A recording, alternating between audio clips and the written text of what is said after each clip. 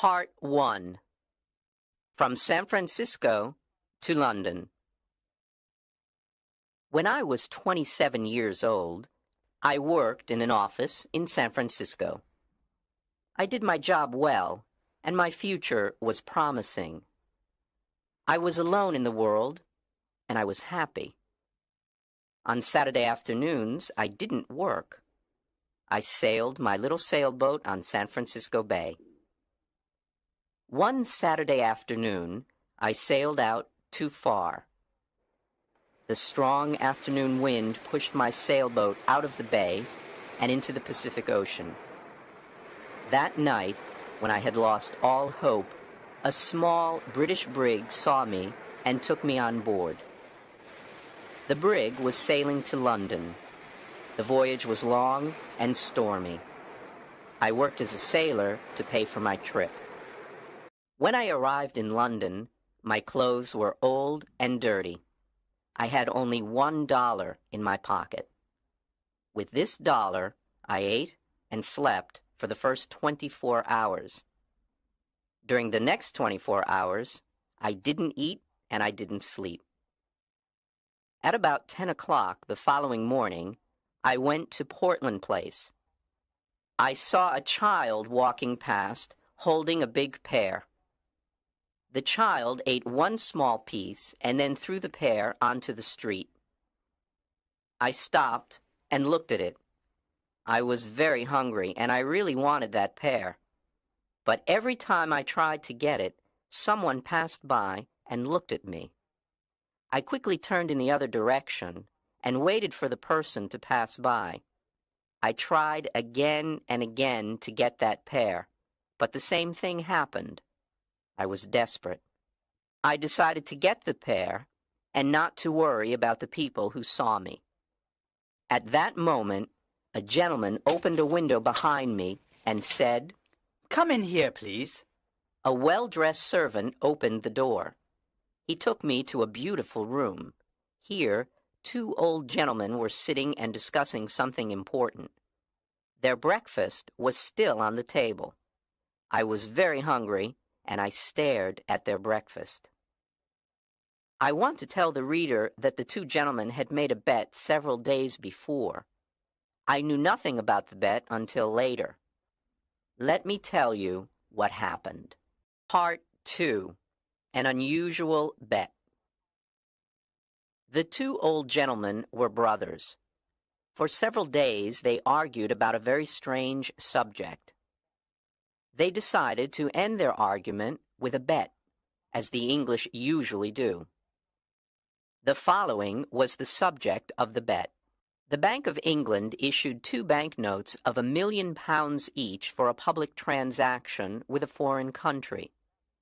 England used one banknote, and the other remained in the bank. At this point, Brother A said to Brother B, "If an honest and intelligent stranger arrives in London without a friend and without money, except for the £1 million banknote, he will starve to death." Brother B answered, No, I don't agree. Brother A said, "If he goes to the bank or anywhere else to change this big note, the police will put him in prison. Everyone will think he stole it."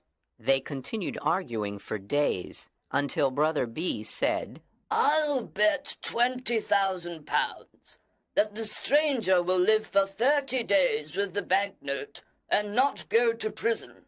Brother A accepted the bet. He went to the bank and bought the £1 million banknote. After, he returned home and prepared a letter. Then the two brothers sat by the window and waited for the right man for the bet. They saw a lot of honest faces go by, but they were not intelligent enough. Several faces were intelligent, but they were not honest. A lot of faces were honest and intelligent, but they were not poor enough. Other faces were honest, intelligent, and poor, but they were not strangers. When they saw me from the window, they thought I was the right man. They asked me questions, and soon they knew my story. Finally, they told me I was the right man for the bet. I asked them to explain the bet. One of the gentlemen gave me an envelope. I wanted to open it, but he said, "No, don't open it now. Wait until you are in your hotel room. Then read it very carefully." I was confused, and I wanted to discuss the subject with them, but they didn't. I felt hurt because I was the subject of a joke. When I left their house, I looked for the pair on the street. It was gone. I was quite angry with those two gentlemen. Far from their house, I opened the envelope. I saw that there was money inside. I didn't stop to read their letter. I ran to the nearest eating place. I ate and ate and ate. At last, I took out the envelope with the money to pay for my meal. I looked at the banknote and almost fainted. It was a banknote worth $5 million. I was speechless. I stared at the banknote. The two gentlemen had made a big mistake. They probably wanted to give me a 1-pound banknote. I saw the owner of the eating place staring at the banknote, too. We were both surprised. I did not know what to do or say, so I simply gave him the note and said, "Give me the change, please." The owner apologized 1,000 times. "I'm very sorry, but I can't change this banknote, sir." "I don't have any other money. Please, change this note," the owner then said. "You can pay for this food whenever you want, sir. I understand that you are a very rich gentleman. You like playing jokes on people by dressing like a poor man. You can come here and eat all you want, whenever you want. You can pay me when you want." Part 3. The Letter. When I left the eating place, I hurried to the house of the two gentlemen. I wanted to correct the mistake they had made. I was very nervous. When I arrived, the same servant opened the door. I asked for the two gentlemen. "They are gone." The servant said. "Gone? Gone where?" "Oh, on a journey." "But where did they go?" "To the continent, I think." "The continent?" "Yes, sir." "When will they return?" "In a month." "A month? Oh, this is awful. How can I talk to them? It's extremely important." "I can't help you. I don't know where they are, sir." "Then I must see a member of the family." "All the family are away. They're in Egypt and India, I think." Before leaving, the two gentlemen made an enormous mistake. They will certainly return home tonight. Tell them that I came here to correct the mistake. I'll return tomorrow." "I'll tell them if I see them, but I won't see them. Sir, you must not worry, because everything is all right. They will be here on time, and they will see you then. Goodbye." I was confused. My head was in a fog. I did not understand what the servant told me. The letter. I remembered the letter. This is what it said. "You are an intelligent and honest man. You are also poor and a stranger. In this envelope you will find some money. It is yours only for 30 days. At the end of 30 days, return to this house. I have a bet on you. If I win this bet, you can have any job with any salary that you want." There were no signature, no address, no date on the letter. How strange. I didn't know what to think. I went to a park, sat down, and thought about what to do. After an hour, I reached the decision that follows. The two old gentlemen are playing a game that I don't understand. They are betting on me. But at that time, I didn't know anything about the details of the bet. If I go to the Bank of England to return the banknote, the bank will ask me lots of questions. If I tell the truth, no one will believe me. They will put me in an asylum. If I tell a lie, the police will put me in prison. I can't even give it to anyone because no honest person will want it. I can do only one thing. I must keep the bill for a whole month, and I must not lose it.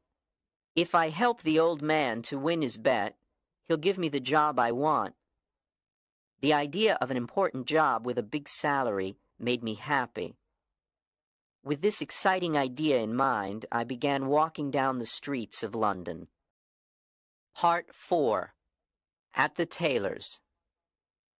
Every time I passed in front of a tailor's, I wanted to enter and buy some new clothes.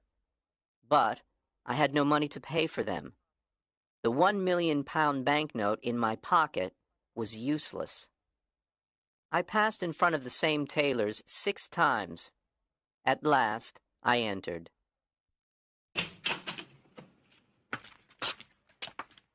I quietly asked if they had an old, unattractive suit that no one wanted to buy.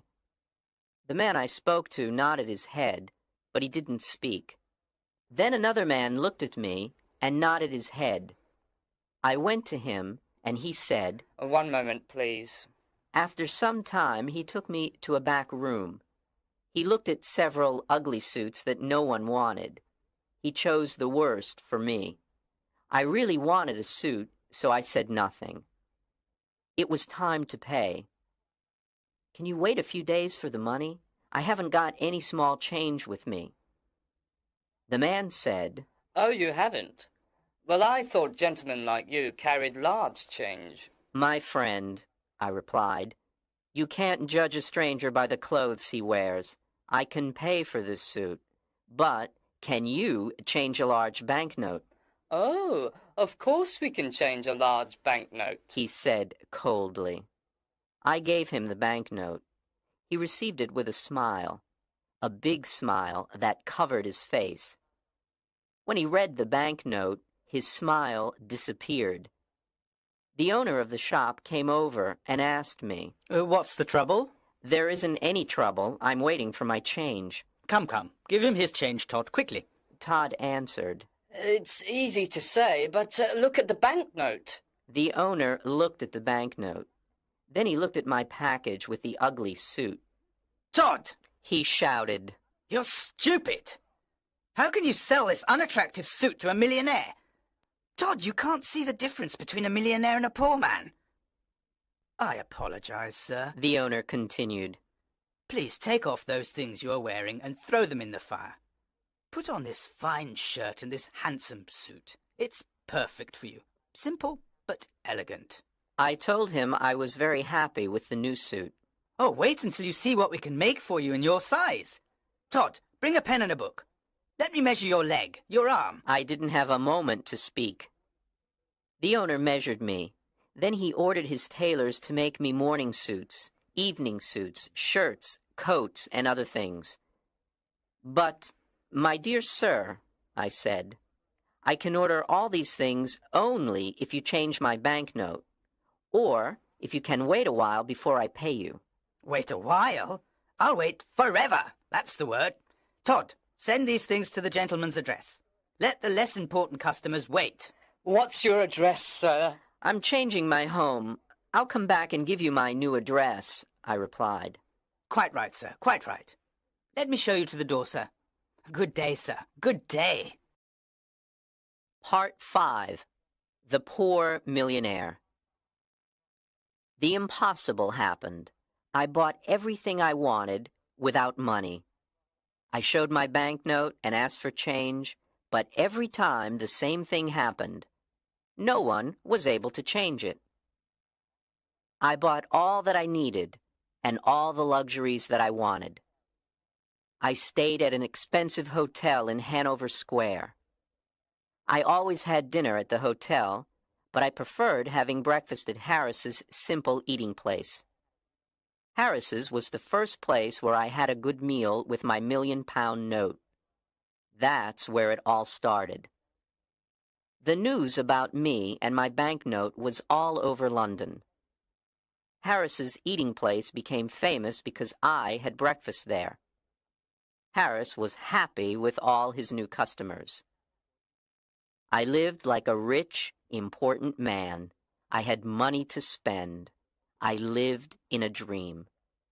But often I said to myself, Remember, this dream will end when the two men return to London. Everything will change. My story was in the newspapers. Everyone talked about the strange millionaire with the £1,000,000 note in his pocket. Punch magazine drew a funny picture of me on the front page. People talked about everything I did and about everything I said. They followed me in the streets. I kept my old clothes, and sometimes I wore them. It was fun when the shop owners thought I was poor. Then I showed them the banknote, and oh, how their faces changed. After 10 days in London, I went to visit the American ambassador. He was very happy to meet me.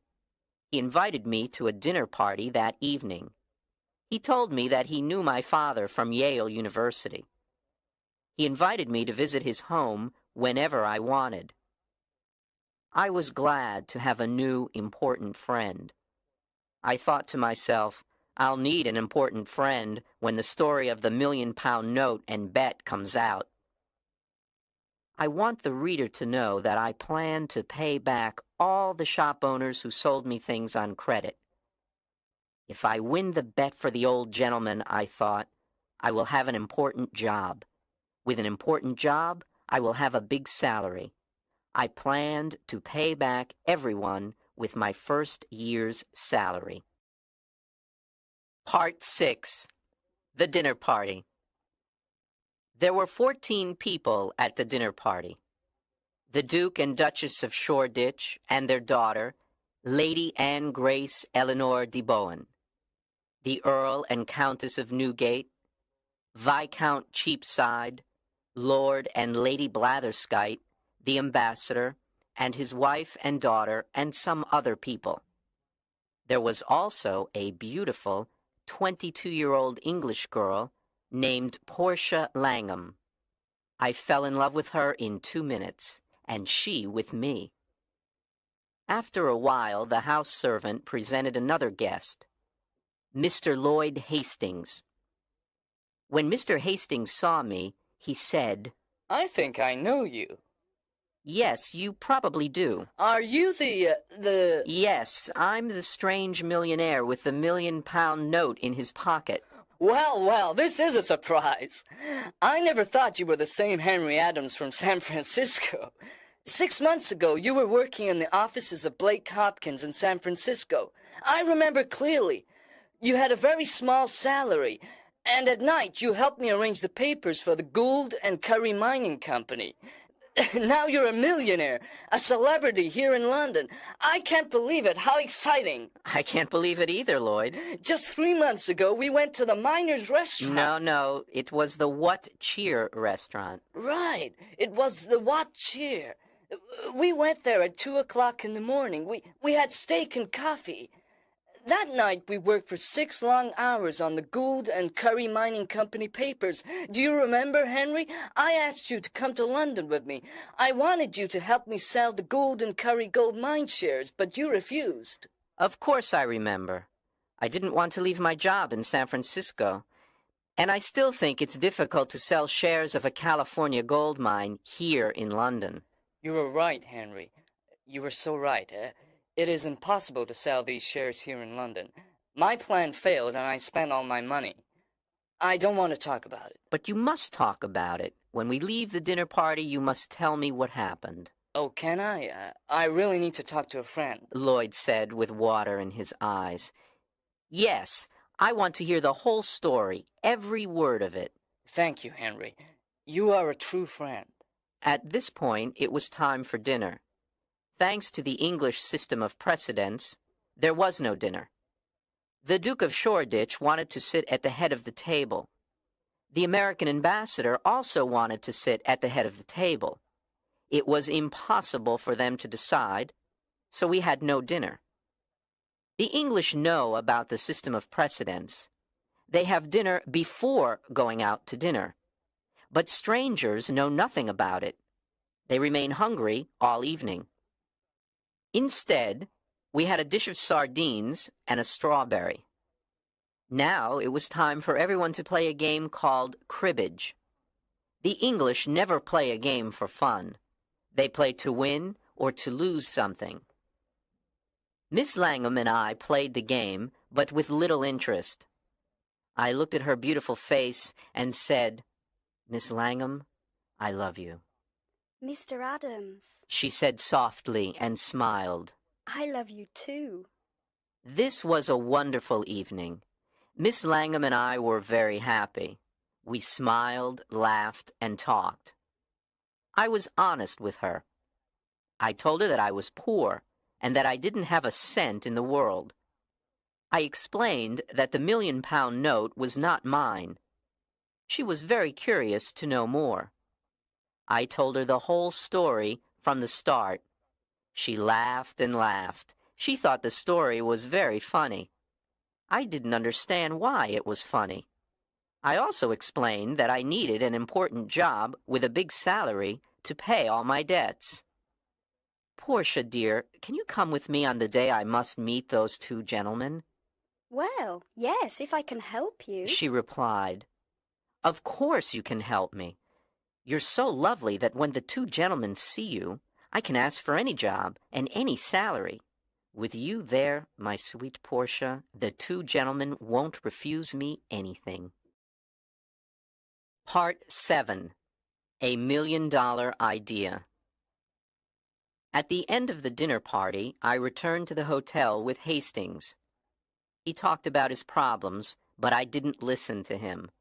I was thinking about Portia the whole time. When we arrived at the hotel, Hastings said, Let me just stand here and look at this marvelous hotel. It's a palace. What expensive furniture. You have everything you want. You are rich, Henry, and I am poor. His words scared me. I, too, was poor. I didn't have a cent in the world, and I had debts to pay. I needed to win the gentleman's bet. This was my last hope. Hastings didn't know the truth. Henry, just a tiny part of your income can save me. I'm desperate. Hastings cried. "My dear Hastings, sit down here and drink this hot whiskey. Now, tell me your whole story, every word of it." Do you want to hear my story again? "But you never told me your story." Of course I told you my story as we walked to the hotel. Don't you remember? I didn't hear one word of it. Henry, are you ill? Is something wrong with you? What did you drink at the dinner party? "Oh, Hastings, I'm in love. I can only think about my sweet Portia. This is why I didn't hear your story before." Hastings got up from his chair, shook my hand, and laughed. I'm very happy for you, Henry. Very happy, He said, smiling. I'll tell you the whole story again. So he sat down and patiently started to tell me his story. To make a long story short, the owners of the Gould and Curry gold mine sent Henry to England to sell the shares of the mine for $1 million. Any money he received over $1 million was his to keep. Hastings' dream was to sell the shares for more than $1 million and become rich. He had only 1 month to sell the shares. He had done everything to sell them, but nobody wanted to buy them. Then he jumped up and cried, Henry, you can help me. Will you do it? "Tell me how." Give me $1 million, and I'll sell you all the shares. You will be the new owner of the gold mine. Don't refuse. I didn't know what to say. I wanted to tell Hastings the truth, but then an intelligent idea came to me. I thought about it for a moment, and then calmly said, "I will save you, Lloyd." Then I am already saved. How can I thank you? "Let me finish, Lloyd. I will save you, but not in that way. I have a better way. I know everything about that mine. I know its great value. You will sell the shares by using my name. You can send anyone to me. Since people in London know me, I will guarantee the gold mine. In a week or two, you will sell the shares for $3 million by using my name, and will share the money you earn, half to you and half to me." Lloyd was very happy and excited. He danced around the room and laughed. I can use your name! Your name! Think of it! The rich Londoners will run to buy these shares. I'm saved! And I'll never forget you, Henry. Part 8. Back to Portland Place. The next day, all of London talked about the shares of the California gold mine. I stayed in my hotel and said to everyone who came to me, "Yes, I know Mr. Hastings. He's a very honest man, and I know the gold mine, because I lived in the California gold country. It is a mine of great value." People were now interested in buying the shares. I spent every evening with Portia at the American ambassador's house. I didn't tell her about the shares and the mine. It was a surprise. We talked about our love and our future together. Finally, the end of the month arrived. Lots of rich Londoners bought the shares of the mine. I had $1 million of my own in the London and County Bank, and Lloyd did too. It was time to meet with the two old gentlemen. I dressed in my best clothes, and I went to get Portia. Before going to Portland Place, Portia and I talked about the job and the salary. "Portia, you are so beautiful. When the two gentlemen meet you, they'll give me any job and any salary I ask for." Henry, please remember that if we ask for too much, we will get nothing. Then what will happen to us? "Don't be afraid, Portia." When we arrived, the same servant opened the door. There were the two old gentlemen having tea. They were surprised to see Portia. I introduced her to them. Then I said, "Gentlemen, I am ready to report to you," We are pleased to hear this, said one gentleman. Now we can decide the bet that my brother Abel and I made. If you won for me, you can have any job in my power. Do you have the £1 million note? "Here it is, sir," and I gave it to him. I won! He shouted. Now what do you say, Abel? I say he survived, and I lost £20,000. I can't believe it. "I have more to tell you," I said.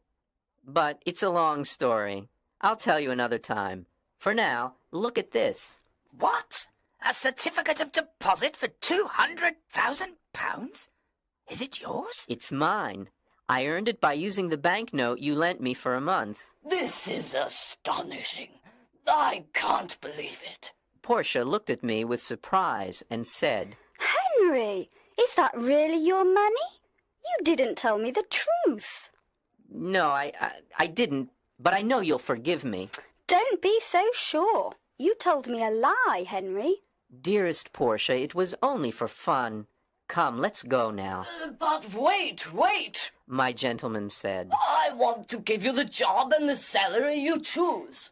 Thank you with all my heart, but I don't want the job." Henry, you didn't thank the good gentleman in the right way. Can I do it for you? Portia said. "Of course you can, my dear." Portia walked to my gentleman, sat on his lap, and kissed him on the mouth. Then the two old gentlemen shouted and laughed. I was amazed. What was happening? Papa, Said Portia. Henry doesn't want your job. I feel very hurt. "Darling, is that your father?" I asked. Yes, he's my stepfather, a dear man. Now do you understand why I laughed when you told me your story? "My dearest sir," I said, "I want to take back what I said. There is a job that I want. Tell me. I want the job of son-in-law." Well. But you were never a son-in-law before. Do you know how to do this job? "Try me, please. Try me for 30 or 40 years, and if..." All right. Take care. Were Portia and I happy? There aren't enough words in the dictionary to describe our happiness. When the Londoners heard the whole story of my adventures with the banknote, they talked of nothing else. Portia's father took the banknote back to the Bank of England and cashed it. Then he gave us the canceled banknote as a wedding present. We put it in a picture frame and hung it on the wall in our new home. And so, I always say, yes, it's a £1,000,000 banknote, but it only bought one thing in its life, the most valuable thing in the world, Portia.